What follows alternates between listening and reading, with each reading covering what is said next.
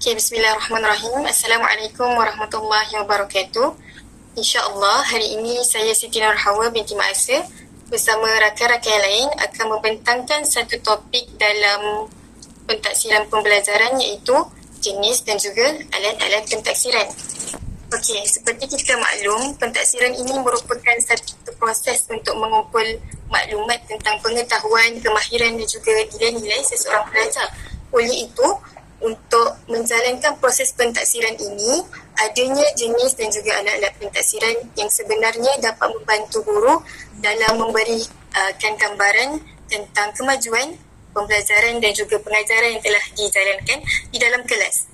Okey, seperti dapat dilihat di dalam slide ini, jenis pentaksiran dapat dibahagikan kepada tiga. Yang pertama adalah pentaksiran formatif dan juga summatif.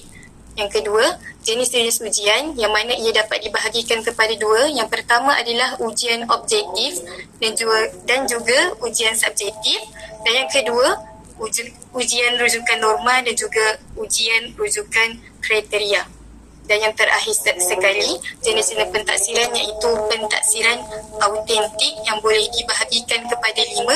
Yang pertama adalah pentaksiran prestasi, kedua pentaksiran portfolio, yang ketiga penilaian rata sebaya, yang keempat pentaksiran atas talian dan yang terakhir penilaian kendiri. Okey, seterusnya pentaksiran formatif dan summatif akan diteruskan oleh rakan yang lain. Terima kasih. Okay, Assalamualaikum warahmatullahi wabarakatuh. Jelas ke suara saya? Jelas. Jelas, Alhamdulillah. Okey, saya Nurul Izian Fatih binti Awang. InsyaAllah saya akan fokuskan kepada pentaksiran formatif dan sumatif. Okey, sebelum tu kita tengok kepada definisi pentaksiran formatif. Okey, maksudnya formatif ni penilaian yang dibuat secara berterusan iaitu sepanjang proses pengajaran dan pembelajaran untuk menilai keberkesanan pengajaran guru dan pembelajaran murid bagi setiap tajuk yang diajar. Okey, dekat sini yang saya faham pentaksiran formatif ni dia macam pentaksiran ataupun penilaian sepanjang proses pembelajaran. Okey, saya bagi contohnya macam ni.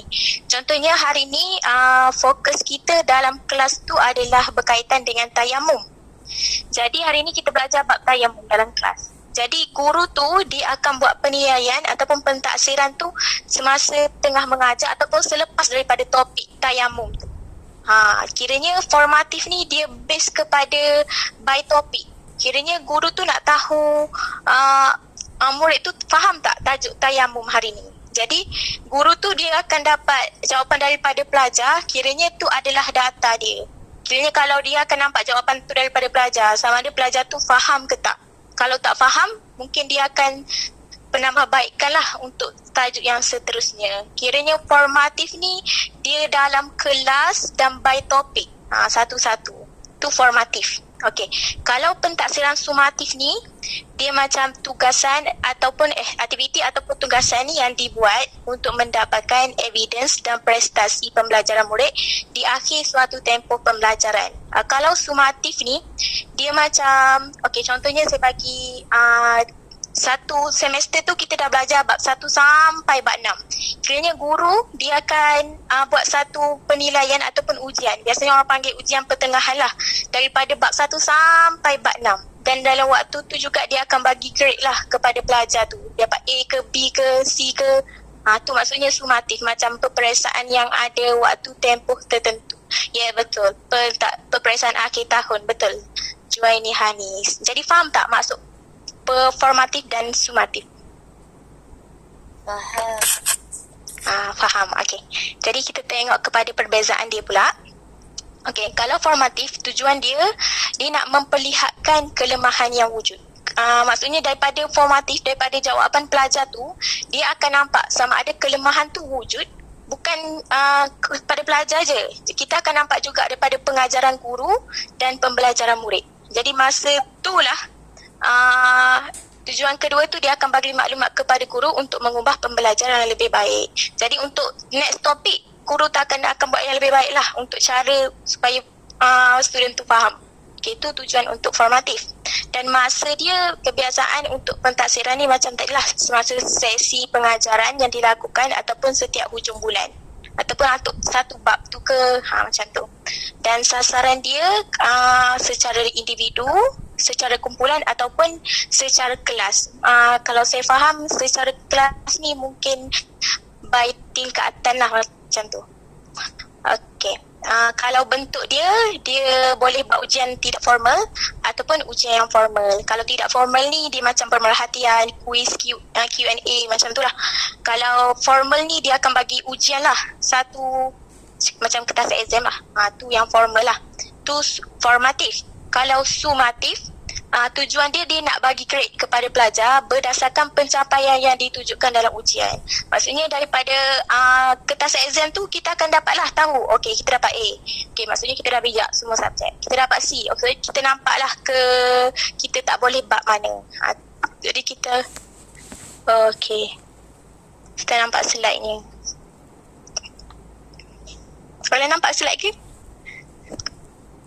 Tak nampak. Tak nampak kan? Okay. Saya pun tak nampak juga slide-nya. Rasa macam Dia terputus ke? ke left. Satu dah.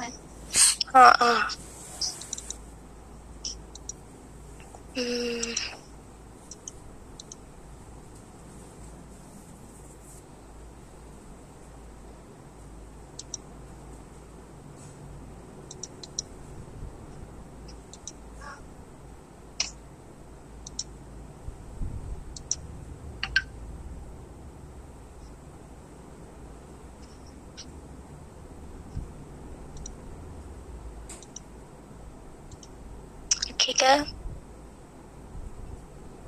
Okay. Okay. Okay, kalau kalau tujuan yang kedua tu dia memberi petunjuk dalam memulakan sesuatu kursus baru yang berkaitan. Kalau yang ni saya bagi contohnya macam SPM lah. Kalau SPM ni kalau kita dapat result SPM kan masa sumatif tu. Jadi masa tu kita akan dapat tahulah masa universiti nanti kita nak ambil subjek mana, kita pro dalam pengajaran Islam. Contohnya PQS dapat A+. Jadi mungkin sasaran kita untuk kepada universiti nanti nak ambil pengajian Islam. Jadi macam tu lah, maksudnya daripada sumatif tu dia akan bagi petunjuk lah untuk memulakan sesuatu kursus yang baru nanti di masa yang akan datang lah, pengajian yang seterusnya. Okay. Untuk masa untuk sumatif dia biasanya pertengahan tahun, akhir tahun, macam tu lah. Dan sasaran dia secara kelas ni macam tadi lah, saya rasa secara kelas ni macam satu batch ke satu tingkatan ke tingkatan 1, tingkatan 2. Yang itulah yang saya faham secara kelas. Kalau bentuk dia adalah secara formal, macam kena ada ujian yang telah ditetapkan lah waktu tempoh dia. Maksudnya, okey, penggal pertama bulan 1 hari bulan sampai 3 hari bulan. Maksudnya dia ada satu tempoh yang tertentu. Okey, itu untuk sumatif. Faham ke? Ada soalan ke untuk perbezaan ni? Faham. Faham. Okay, boleh teruskan. Okey. Jadi contoh dia dekat sini untuk formatif ni, contoh dia quiz, Q&A, homework, kerja rumah, activity exit dan admit slip. Kalau untuk sumatif dia macam PMR lah, SPM. Kalau macam waktu online, kita boleh guna quizzes, Google Form macam tu lah. Itu contoh untuk formatif dan sumatif. Itu saja daripada saya. Terima kasih. Kalau ada soalan boleh tanya.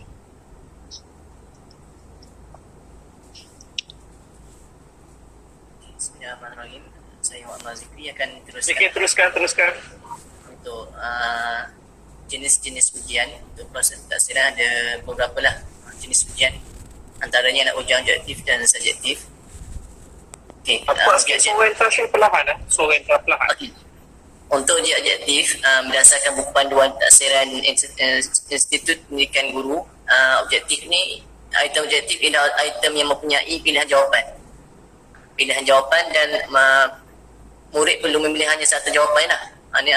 Kata kunci ialah pilihan jawapan. Objektif ni ialah item yang mempunyai pilihan jawapan. Ujian objektif ni menghendaki untuk pelajar memilih respon ataupun mengemukakan respon. Itulah yang dipanggil sebagai ujian objektif. Dan respon murid ni boleh bersifat dikotomis lah, dua kategori respon. ada dua pelbagai jawapan, sama ada betul ataupun salah. Dan ia merupakan item respon tetap, iaitu pilih satu jawapan saja. Maknanya dalam banyak-banyak jawapan hanya ada satu jawapan yang betul saja. Kena pilih satu jawapan saja. Okey, terusnya. Okey, inilah objektif terbagi kepada dua, iaitu yang pertama item memilih respon, yang kedua item mengumpulkan respon. Okey, seterusnya. Okey, ini item memilih respon lah. Item memilih respon maksudnya ada boleh pilih jawapan. Respon tu jawapan lah. Item yang boleh pemilihan, ada pilihan jawapan. Yang pertama ialah item aneka pilihan. Yang kedua item pemadanan, sesuaikan. Yang ketiga item betul atau salah ataupun benar atau palsu. Yang keempat item isi tempat kosong. Dan kelima item aneka pilihan gabungan. Seterusnya. Okey, item aneka pilihan ni murid perlu pilih jawapan yang paling tepat dalam beberapa pilihan jawapan. Dan biasanya item aneka pilihan ni ada 3 elemen lah. Yang pertama rangsangan, stimulus. Yang kedua pokok soalan, iaitu soalan. Yang ketiga pilihan jawapan. Okay, seterusnya. Ini contoh item aneka pilihan. Yang pertama rangsangan. Dalam contoh ni dia berbentuk pernyataan lah. Pernyataan contohnya Isra' ialah perjalanan Nabi dari Masjidil Haram ke Masjidil Aqsa. Itu perjalanan tu pernyataan. Jadi soalan dia, apakah peristiwa tidak dialami? Dan pilihan jawapan, ada pilihan jawapan. Hanya satu jawapan yang betul saja dalam banyak-banyak aneka pilihan. Okay, seterusnya. Yang kedua item aneka pilihan gabungan. Cuba ulang yang pertama tu, Syah. Ulang yang pertama. Okey. Yang pertama ni. Okey, yang pertama ni item aneka pilihan, ada pilihan jawapan. Dia ada 3 item lah. Dia 3 komponen. Yang pertama ada rangsangan, stimulus, sama ada dalam bentuk pernyataan ataupun gambar rajah ataupun infografi. Yang kedua pokok soalan. Soalan lepas infografi tu dia akan timbulkan soalan lah daripada rangsangan ataupun pernyataan tu, stimulus tu. Yang ketiga akan ada pilihan jawapan. Okay, jelas ni? Okey, terima kasih. Okey, seterusnya item aneka pilihan gabungan. Dalam item aneka pilihan ni dia gabungkan jawapan pilihan tu. Jawapan mungkin ada banyak, tapi dia gabungkan dalam satu jawapan saja, satu pilihan saja. Item yang mempunyai gabungan beberapa jawapan yang betul lah. Boleh ada 2 jawapan, kadang-kadang 3 jawapan, kadang-kadang semua betul. Okay, seterusnya. Ni contohnya lah yang kita boleh tengok. I1, I2, 3I dan 4 yang ni. Okey, seterusnya. Apa maksud aneka gabungan tu? Aneka gabungan. Okey, cuba pergi slide sebelumnya. Aneka pilihan gabungan ni adalah item yang punya gabungan beberapa jawapan yang betul. Maknanya dia ada pilihan jawapan dan jawapan beberapa pilihan jawapan tu mungkin boleh jadi satu jawapan, 2 jawapan digabungkan. Contohnya dalam I1, I2, I3 boleh jadi ada 3 jawapan yang betul. Jadi contohnya alif 1 dan 2. Dia gabungkan pilihan jawapan tu. Pilihan jawapan. Terima kasih. Okey, terusnya.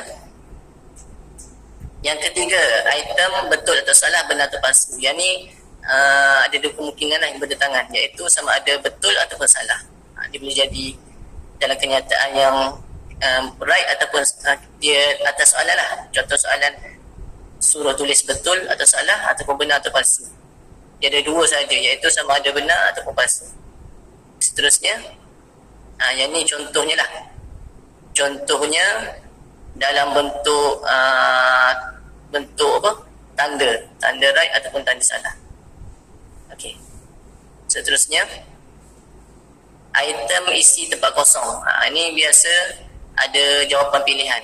Item isi tempat kosong. Murid perlu melengkapkan ayat ataupun rumusan sesuatu kenyataan dengan pilihan jawapan yang dikemukakan. Maknanya dia ada contohnya, bilakah berlakunya perang Badar, ada garisan dan ada jawapan, pilihan jawapan di atas kotak-kotak. Seterusnya, ni contoh dia, ada pilihan jawapan di atas dan kena isi tempat kosong tu berdasarkan pilihan jawapan di atas. Dan solat difadukan kepada umat Islam pada peristiwa atas Mi'raj. Seterusnya, item pemadanan ataupun suaian lah, suaikan kepada jawapan yang betul. Soalan tu kepada jawapan yang betul. Murid perlu memadankan sesuatu ciri dengan gagasan, konsep ataupun prinsip yang berkaitan. Maknanya ada satu ciri yang ataupun penyataan ini perlu padankan dengan jawapan yang sesuai dengan ciri-ciri itu ataupun proses ataupun penyataan tu lah. Okey, seterusnya ni sesuaikanlah pemadanan ataupun sesuaikan. Seterusnya yang tadi memilih respon. Yang bahagian kedua dalam ujian objektif ialah mengemukakan respon. Yang bagi dua, item isi tempat kosong. Yang kedua, item objektif bergrade. Okey, seterusnya. Okey, kelebihan ujian objektif. Ujian objektif ni secara kasarnya adalah ujian yang mempunyai pilihan jawapan, sama ada berbentuk pemadanan, sesuaikan ataupun pilihan aneka gabungan jawapan. Apa kelebihan dia? Yang pertama ialah tidak memerlukan kefasihan berbahasa. Maksudnya tidak perlulah kita mengarang kesalahan, ada kesalahan tata bahasa ke, sebab jawapan dah ada dah, hanya perlu pilih. Yang kedua, tidak memerlukan masa yang lama untuk menjawab, sebab jawapan dah ada. Cuba fikirkan apa jawapan yang paling sesuai dengan soalan yang diberikan. Yang ketiga, boleh dipaksa menggunakan mesin. Kalau sekarang pun dah ada mesin untuk untuk kira kertas OMR kan. Yang keempat, sesuai untuk soalan sumatif. Maksudnya untuk penilaian akhir tahun sangat sesuai lah, sebab jawapan soalan dia memerlukan jawapan yang tepat. Semua ada format jawapan yang betul saja. Macam jawapan yang mana? Yang fix saja, yang tetap saja. Okey, seterusnya. Okey, untuk kelemahan ujian objektif ni lah, dia tidak mengujilah kognitif aras tinggi murid. Dia tidak menguji minda. Sebab pilihan jawapan dah ada, kita hanya boleh kategorikan murid ni betul ataupun salah aja. Tak ada yang ni kalau betul dia lagi pandai, tak ada. Semua sama. Betul dapat 1 markah, salah kosong. Okey. Yang kedua, menggalakkan murid meneka jawapan. Okey, ni dia boleh teka lah, terutamanya yang tak tahu jawapan, dia tembak kan. Buat A semua contoh. Sebab jawapan dah ada, dia meneka. Mungkin kalau 4 jawapan, mungkin setiap jawapan tu 25% kemungkinan tu betul. Kalau betul dan salah, 50% kemungkinan tu betul. Jadi dia boleh teka. Yang ketiga, menggalakkan peniruan lah. Bila dah ada jawapan, dia boleh, utamanya ABC apa semua tu, menggalakkan peniruan. Boleh adalah gaya-gaya peniruan. Yang keempat, tidak mengukur secara jawapan pemikiran murid.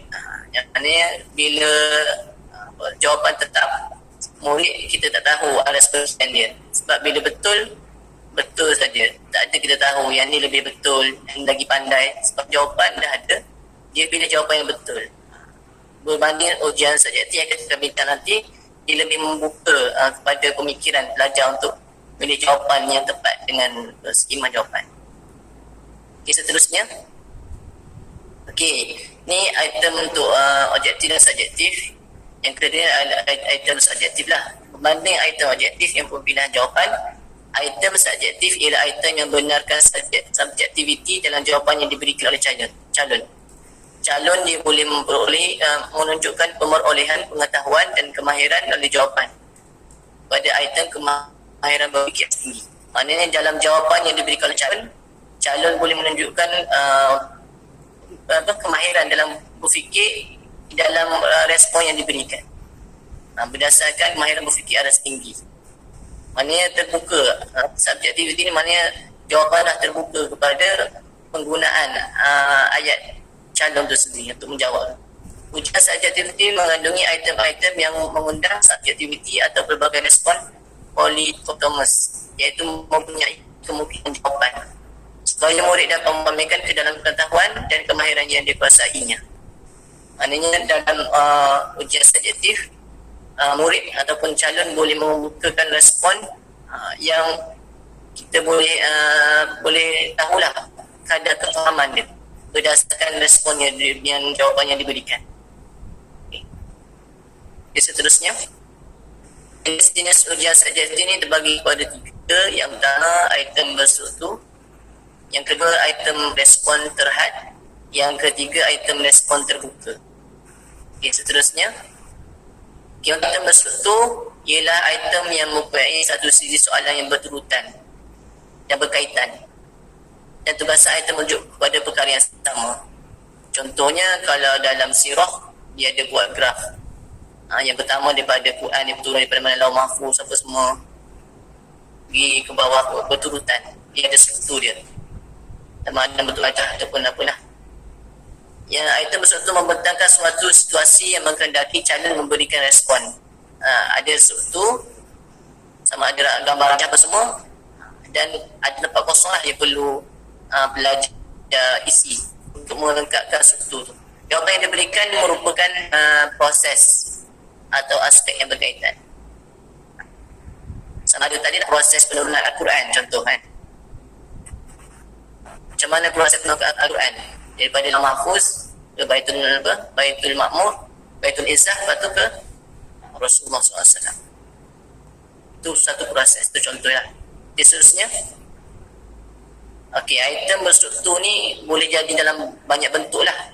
Sama ada struktur padanan, struktur tanpa petikan, struktur dengan petikan, struktur item dengan pernyataan, struktur item bergambar, struktur item bergraf. Dia ada struktur lah, struktur dia sama ada struktur petikan ke gambar ke graf, suaian. Seterusnya, ini contoh struktur dia, struktur dalam bentuk pernyataan. Rasulullah SAW merupakan Rasul yang terakhir yang diutuskan. Itu struktur pernyataan di atas. Jadi ada jawapan, ada soalan yang memerlukan jawapan yang subjektif lah. Jelaskan tujuan Rasulullah diutuskan. Dia mana murid boleh menunjukkan kemahiran dalam berfikir, apakah tujuan Rasulullah diutuskan menggunakan ayat sendiri, pengetahuan dan kemahiran sendiri. Okey, seterusnya item respon terhad. Okey, item respon terhad ni dia membataskan calon dalam aspek skop soalan dan peruntukan markah. Jenis item ini menghadkan kandungan dan gaya jawapan. Ruang jawapan adalah lebih terbatas. Calon perlu menjawab secara tepat dalam satu frasa ataupun pernyataan pendek. Respon yang semoga itu respon yang distrukturkan atau dipandu berdasarkan kehendak soalan. Ini maknanya respon kepada persoalan subjektif item ni, item respon terhad ni, dia membataskan jawapan tu. Memanglah subjektif, murid boleh menjawab mengikut kemahiran pemikiran masing-masing, boleh menggunakan ayat masing-masing, tetapi ada respon tu mestilah menuju kepada kehendak soalan tersebut. Seterusnya, okey, ini contoh item respon terhad. Nyatakan pengertian sifat harus bagi Rasul. Maknanya menghadkan kepada pengertian. Biasa pengertian ni had terhad lah, tidak boleh ditokok tambah, tak boleh guna pandangan sendiri. Terhad kepada ciri-ciri untuk kita jawab pengertian, definisi sifat harus bagi Rasul. Contohnya yang pertama mestilah ada jawapan yang berkaitan dengan sifat-sifat manusia bagi Rasul, iaitu sifat harus bagi Rasul lah sifat-sifat manusia, kemanusiaan, makan, minum. Yang kedua, sifat-sifat yang tidak mencalakan kewibawaan seorang Rasul. Maknanya terhad kepada dua ciri ni saja. Walaupun dia subjektif, dia boleh guna ayat sendiri, tapi mestilah ada elemen, iaitu manusia yang biasa, ada sifat kemanusiaan yang biasa, dan mestilah sifat manusia yang biasa itu tidak menjatuhkan martabat seorang Rasul. Okey, seterusnya. Okey, yang ketiga, dalam item soalan subjektif, ada juga item respon terbuka. Tadi terhad tertutup. Maknanya soalan mestilah ada elemen-elemen tertentu. Untuk item respon terbuka, item yang memerlukan calon untuk merancang dan menyusun jawapan secara terbuka. Ia memberi peluang kepada calon untuk memilih hala tuju dan skop jawapan. Calon akan berpeluang untuk kemukakan idea, respon secara kritis, dan boleh kemukakan hujah sendiri berdasarkan soalan tu. Dan calon dengan bebas yang dapat menggunakan jawapan secara tersendiri lah. Biasa item respon terbuka ni dia bertanyakan mengenai pendapat, pandangan. Jadi dia tidak terhad kepada format jawapan yang tetap. Kalau tadi kena ada 2 ciri, contoh sifat harus bagi rasul. Item respon terbuka ni dia memerlukan kadang-kadang kemahiran berfikir tentang pandangan sendiri, idea-idea untuk pembangunan. Lebih terbuka lah. Skop jawapan dia adalah lebih terbuka. Okey, seterusnya. Contoh, item untuk soalan subjektif dalam bentuk item respon terbuka. Contoh soalan dia, contoh item dia terangkan 2 keburukan rasuah kepada negara. Ini lebih terbuka, menggunakan ayat idea sendiri dan hujah yang kritis dalam dia menghuraikanlah apa keburukan rasuah kepada negara. Yang tu untuk contoh item respon terbuka. Okey, seterusnya. Okey, kelemahan dan kelebihan soalan subjektif. Yang pertama, mudah dibina dan ditadbir. Nak bagi soalan tu senanglah. Contohnya, apakah pandangan anda tentang rasuah? Apakah pandangan anda? Boleh digunakan dalam kebanyakan mata pelajaran sebab jawapan dia terbuka, jadi dia boleh banyak guna dalam pelbagai mata pelajaran.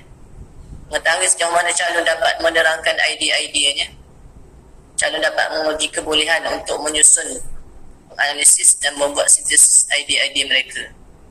Maknanya calon kita dapat uji kebolehan dalam dia menganalisis berdasarkan idea-idea yang kemukakan dalam soalan subjektif. Peluang untuk meneka jawapan adalah kurang disebabkan tiada pilihan jawapan macam objektif, jadi tiada peluang untuk mereka nak meneka. Yang seterusnya, peluang untuk menipu atau meniru jawapan dikurangkan. Peluang tadi sama je pada atas. Dapat mengukur hasil pembelajaran yang kompleks. Maknanya secara kita boleh ukur hasil pembelajaran tu secara lebih terperinci berdasarkan jawapan, respon. Pemahaman murid dalam merespon soalan subjektif. Sama ada dia memahami secara terperinci dengan jawapan yang terperinci ataupun hanya memahami secara ringkas saja. Okey, untuk kelemahan soalan subjektif, unsur subjektiviti semasa pemakan akan mempengaruhi kesahan dan kebolehpercayaan ujian. Disebabkan terlalu subjektif, kadang-kadang jawapan yang sudah terlalu terbuka, jadi mempengaruhi kesahan dan kebolehpercayaan ujian. Yang kita buat ujian banyak kali, dia jawab yang ni, dia jawab yang ni, dia jawab yang ni. Hanya dapat meliputi bidang yang terhad kerana soalan esei yang terbatas. Bidang yang terhad kerana soalan esei yang terbatas. Kadang-kadang hanya terdapat kepada beberapa bidang yang terhad lah dalam bentuk soalan esei. Yang seterusnya, pemakahan mengambil tenaga dan masa yang panjang. Pemakahan untuk kita menilai lebih masa yang panjang lah. Mungkin jawapan yang panjang ataupun yang kita nak bagi dalam kita nak bagi markah tu kita fikir banyak kali lah dalam menepati format jawapan tu tak. Kita nak dalam soalan subjektif kan dia ada format jawapan dan murid dia menggunakan ayat sendiri, jadi kita perlu fikirkan macam mana untuk kita nak untuk ujian proses pemakahan dalam jawapan yang diberikan. Pemakahan dipengaruhi oleh faktor emosi pemeriksa keadaan fizikalnya disebabkan murid memukakan jawapan sendiri, tiada pilihan jawapan. Jadi pemeriksa ni perlu berfikirlah dalam keadaan faktor emosi. Mungkin semasa memeriksa tu dia beremosi, tu menjadi faktor kadang untuk menyebabkan pemakahan tu rendah. Faktor pemeriksa. Okey. Yang seterusnya, tahap penguasaan bahasa akan mempengaruhi pencapaian murid. Maknanya terutama dalam soalan-soalan yang membentuk bahasa lah ataupun penulisan murid kadang-kadang mempengaruhi pemeriksa tu untuk memberikan markah. Kita tak berapa baca ke sebab tak ada pilihan jawapan dia yang ditulis tu kadang-kadang mempengaruhi pemeriksa untuk mengenal pasti jawapan yang diberikan. Berbanding dengan soalan objektif dia dah ada pilihan jawapan, tiada kemahiran berbahasa diperlukan, hanya kemahiran untuk memilih jawapan yang betul saja. Ya, berbanding saja soalan subjektif memerlukan penggunaan bahasa yang betul, penulisan yang cantik dan sebagainya. Istilah-istilahnya lah, selamanya pada istilah-istilah dalam bentuk jawapan tu, dalam jawapan yang diberikan. Itulah untuk soalan objektif dan subjektif. Ada apa-apa soalan untuk soalan objektif dan subjektif? Untuk item objektif dan item subjektif ni ya, anak-anak itu buat soalan daripada form 1 nanti form 5, setiap bidang bahagi itu kumpulan, katakan satu kumpulan tu 6 orang, pecah dua orang satu kumpulan, pecah pula, bahagikan ada dalam penulis test tu ada item objektif dengan item subjektif tu, topi-topi yang tu pilih. Okay. Nanti tu susun ikut topi-topi berdasarkan level form 1, level form 2, nanti level form 5. Itu sebagai homework untuk bahagian pengujian ni, bahagian pentaksiran ni. Okey, boleh ya? Yang tu Prof, untuk kumpulan ni saja ke untuk semua? Untuk semua kumpulan. Semua kumpulan. Ya. Membina item soalan berdasarkan item objektif dan juga item subjektif, berdasarkan jenis-jenis item yang kita dah bentang tadi, berdasarkan amal dah bentang ni, semua kumpulan buat ikut level form 1, form 2, form 3 dan bahagi-bagikan. Kita ada 60 orang contohnya, satu kumpulan 6 orang contohnya, so 2 orang buat item objektif atau subjektif untuk setiap bidang. Nanti yang terbagilah.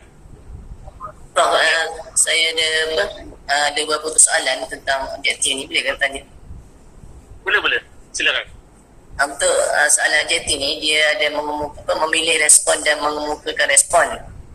Okey. Dalam mengemukakan respon tu, apa beza dengan subjektif? Apa beza dengan? Soalan subjektif. Dia lebih berbentuk huraian. Subjektif ni lebih berbentuk huraian. Memerlukan huraian daripada pelajar. Itu beza dia berbanding dengan soalan objektif, dia berbentuk perkara tersebut dah dinyatakan.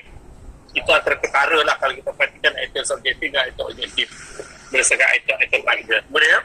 Okey. Terima kasih Prof. Okey, silakan.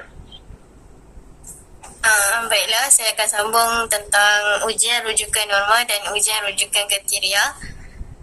Boleh dengar suara saya? Okey. Baiklah, pertamanya saya nak pergi kepada definisi dan konsep bagi ujian rujukan norma, iaitu proses pentaksiran yang bertujuan untuk tentukan kedudukan serta membezakan murid berbanding dengan prestasi murid yang lain berdasarkan statistik lengkung normal. Iaitu contohnya macam PT3, SPM, ujian pertengahan tahun, ujian akhir tahun, ujian akhir tahun macam tu. Okay, seterusnya rujukan kriteria yang menggunakan kriteria yang ditetapkan baik pencapaian sesuatu kemahiran untuk taksir prestasi murid. Contohnya kuis, tugasan, latihan ataupun ujian bulanan lah. Okay, seterusnya kita pergi pada ujian rujukan norma. Tujuan ujian rujukan norma ni dibuat untuk buat perbandingan prestasi antara murid, satu murid ni dengan murid yang lain.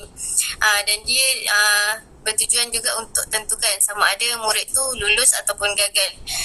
Dan lagi satu tujuan adalah memilih pelajar untuk pengiktirafan sijil lah. Contohnya macam UPSR, PT3, SPM dan semua jenis peperiksaan yang berpusat.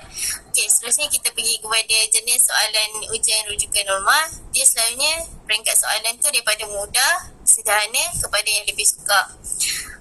Selalunya dalam soalan exam pun kalau kita perasan, soalannya awal-awalnya mula dia tanya definisi, kemudian dia tanya kepada peringkat sederhana, dan susah tu selalunya dalam untuk kebat lah.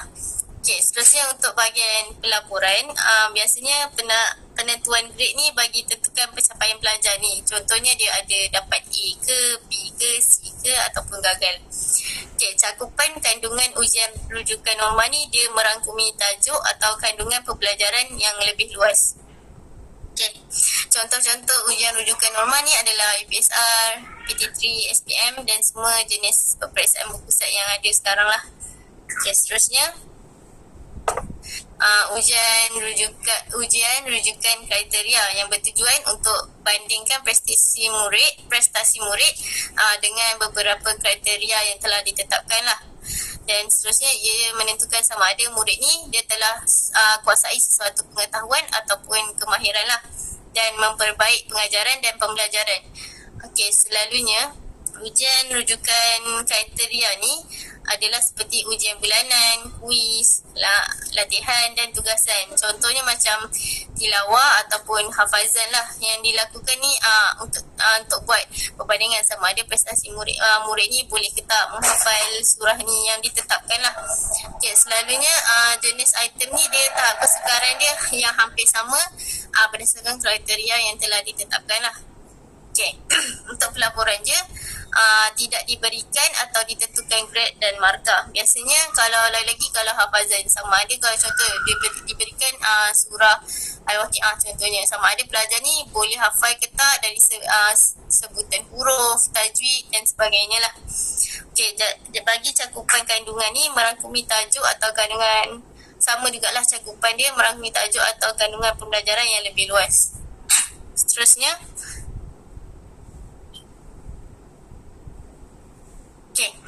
Okay, perbezaan antara ujian rujukan norma dan ujian rujukan kriteria. Ujian rujukan norma ni dia berbentuk sumatif. Kalau rujukan kriteria ni pula dia berbentuk sumatif. Lepas tu, ujian rujukan norma ni biasanya dia sama dengan murid lain. Seperti yang saya cakap tadi lah, dia berpusat kan. Maksudnya contohnya satu Malaysia lah sama. Sebab tu dia berbentuk sumatif lah. Yang ujian rujukan kriteria ni pula dia mengikut beberapa kriteria dan standard ditetapkan, dan pencapaian murid ni ditentukan mengikut beberapa kriteria yang telah ditetapkanlah oleh pihak sekolah contohnya. Okey, ujian rujukan norma ni pula dia grade, penentuan grade dia adalah sama ada A, B, C kalau dan kedudukan dalam kelas. Kalau ujian rujukan kriteria ni macam contoh saya bagi tadi lah, ketepatan sebutan huruf, kelancaran bacaan tilawah Al-Quran, lepas tu kejelasan sebutan setiap bacaan dan sebagainya. Next.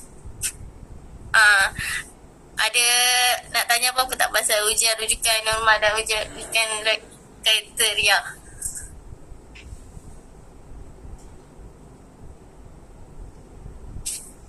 Okay, clear? Okay.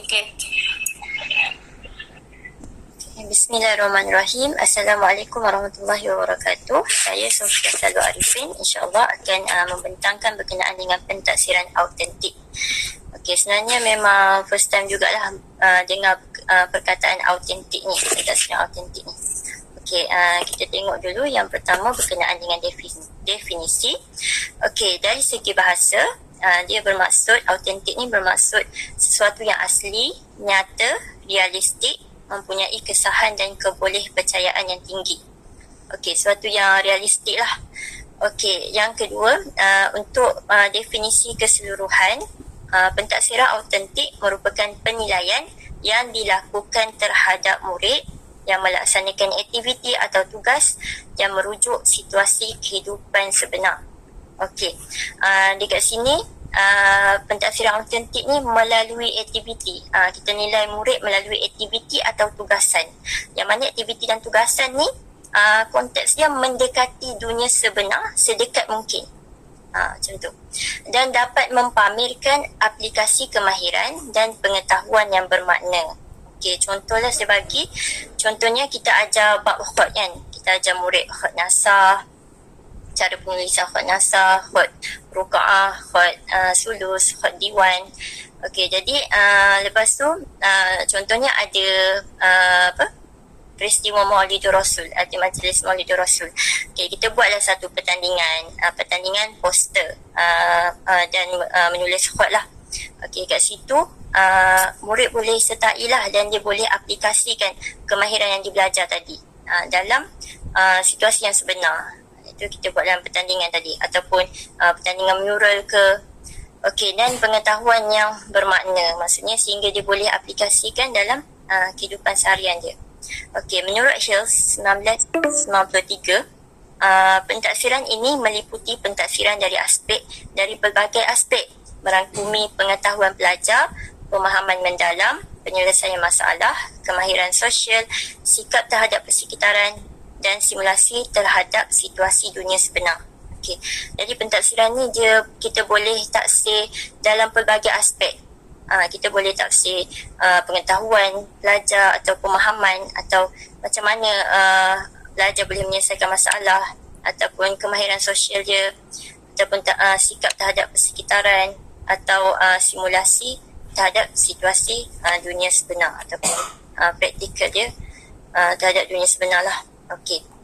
Pentaksiran autentik merupakan pentaksiran alternatif atau pentaksiran formatif atau pentaksiran untuk pembelajaran. Okay, ni daripada Nur Azrin 2015. Ni berdasarkan saya baca kajian dia lah, atas kajian dia berkenaan dengan pentaksiran alternatif dan pentaksiran autentik.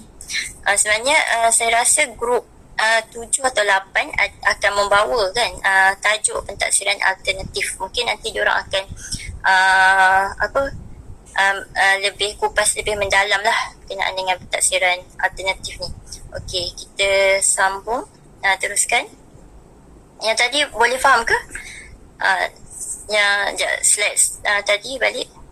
Pentaksiran autentik tu merupakan pentaksiran formatif juga. Maksudnya formatif ni berterusan kan, ditaksir secara berterusan, ataupun pentaksiran untuk pembelajaran berterusan lah.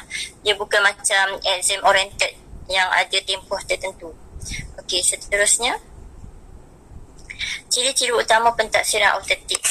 Okey, ada 7 ciri di sini yang saya kemukakan. Yang pertama, tugasan atau aktiviti ni relevan dengan kehidupan sebenar murid. Maksudnya tugasan atau aktiviti yang kita beri untuk kita taksir tu perlulah sesuai lah dan logik lah. Okey, yang kedua, tugasan yang kompleks. Maksudnya kat sini memerlukan jangka masa yang panjang tugasan tersebut. Dia agak ni lah, kompleks lah. Okey, seterusnya tugasan memberi peluang murid berkolaboratif, bekerjasama antara rakan-rakan dan sebagainya. Yang keempat, tugasan perlukan murid membuat refleksi. Okey, jadi murid ni boleh nilai sendiri apa yang dia dapat melalui pembelajaran dalam kelas atau melalui aktiviti tu, dan dia boleh rancang untuk menambah baik pembelajaran dia. Okey, yang kelima, tugasan memberi peluang murid selesaikan dari pelbagai aspek dengan menggunakan pelbagai sumber. Okey, kat sini maksudnya tugasan autentik ni menyediakan peluang untuk mengenal pasti penyelesaian masalah dari pelbagai perspektif, sama ada dari segi teori maupun dari segi praktikal. Dan murid juga bebas untuk menggunakan sumber, mana-mana sumber lah. Contohnya daripada internet ke, daripada ibu bapa ke, ataupun daripada guru dan sebagainya. Okey, nombor 6, tugasan boleh digunakan merentasi pelbagai subjek. Okey, autentik ni boleh kita gunakan untuk subjek matematik, sains, seni, dan termasuk juga pendidikan Islam. Okey, yang ketujuh, tugasan mencabar pemikiran murid.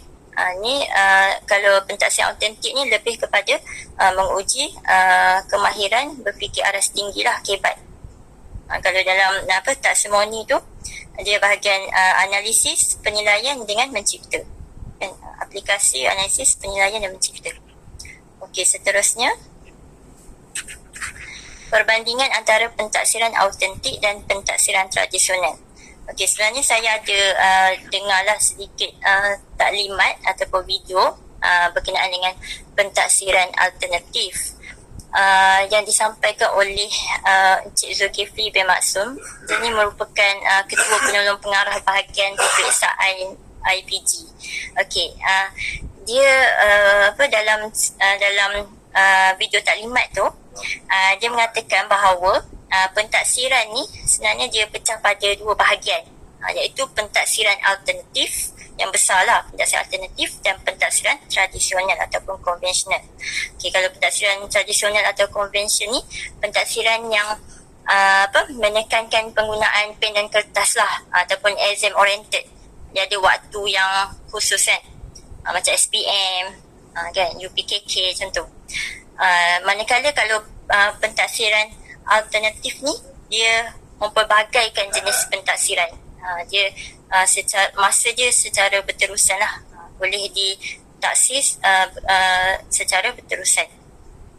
Okey, jadi kat sini pentafsiran autentik ni menurut beliau, dia kata pentafsiran autentik ni berada di bawah pentafsiran alternatif ni lah, dan pentafsiran-pentafsiran lain yang akan saya kupas lepas ni dan kawan-kawan saya kupas lepas ni. Okey, kita tengok perbezaan dia. Pentafsiran autentik, cara dia adalah melaksanakan tugasan atau aktiviti. Okey, manakala pentafsiran tradisional pula memilih jawapan dan melalui peperiksaan lah, exam oriented. Okey, seterusnya kaedah pentafsiran autentik, kaedah membina dan mengaplikasi ataupun mencipta yang tadilah, dia kebat kan, murid menilai, menganalisis.